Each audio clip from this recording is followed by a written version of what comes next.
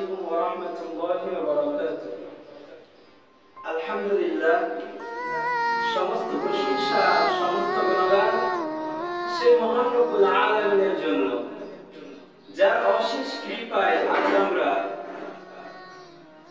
এখানে বসে কোরআন হাদিসের আলোকে কিছু কথা বলার ও শ্রবণ করার তৌফিক পেয়েছি। সে লক্ষ্যে সে মহান রব্বুল আলামিনের শুকরিয়া আদায় করি, আলহামদুলিল্লাহ। অতঃপর দুরূদ ও সালাম বর্ষিত হোক মানবতার মুক্তির দিশারি মুহাম্মদ সাল্লাল্লাহু আলাইহি ওয়াসাল্লামের উপর। আমরা সকলে সে মহামানবের উপর একবার দুরূদ পাঠ করি, আল্লাহুম্মা সাল্লি আলাইহি আল্লাহুম্মা বারিক আলাইহি।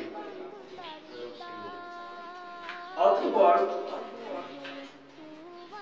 today the topic I selected for this statement is about I would like to talk to you about the Islam.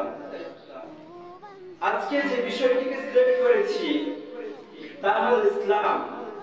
ইসলাম সম্পর্কে কিছু কথা বলবো ইনশাআল্লাহ। ওয়া তাওফীক ইল্লা বিল্লাহ।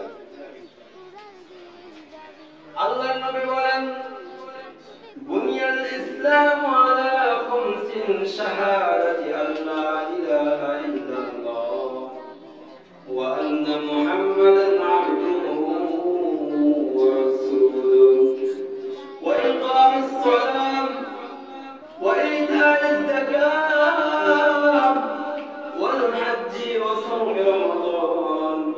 দুনিয়ার মানুষ শুনে রাখো, যে ইসলামকে তোমরা মানছো, যে ইসলামকে মেনে মুসলিম হয়েছো, মনে রেখো এই ইসলামকে 5টি জিনিসের উপর দাঁড় করিয়ে রাখা হয়েছে।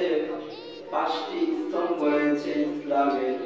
এই 5টি জিনিস যদি আপনি পুঙ্খানুপুঙ্খভাবে আঁকড়ে ধরতে পারেন, তাহলে আপনি পূর্ণ মুসলিম হতে পারবেন, পূর্ণ ইসলামের উপর থাকতে পারবেন। আর যদি কোনো একটি বাদ দিয়ে দেন, তাহলে আপনি পূর্ণ মুসলিম হয়ে থাকতে পারবেন না। আল্লাহর নবী 1 নম্বরে বলেন, শাহাদাতে আল্লা ইলাহা ইল্লাল্লাহ।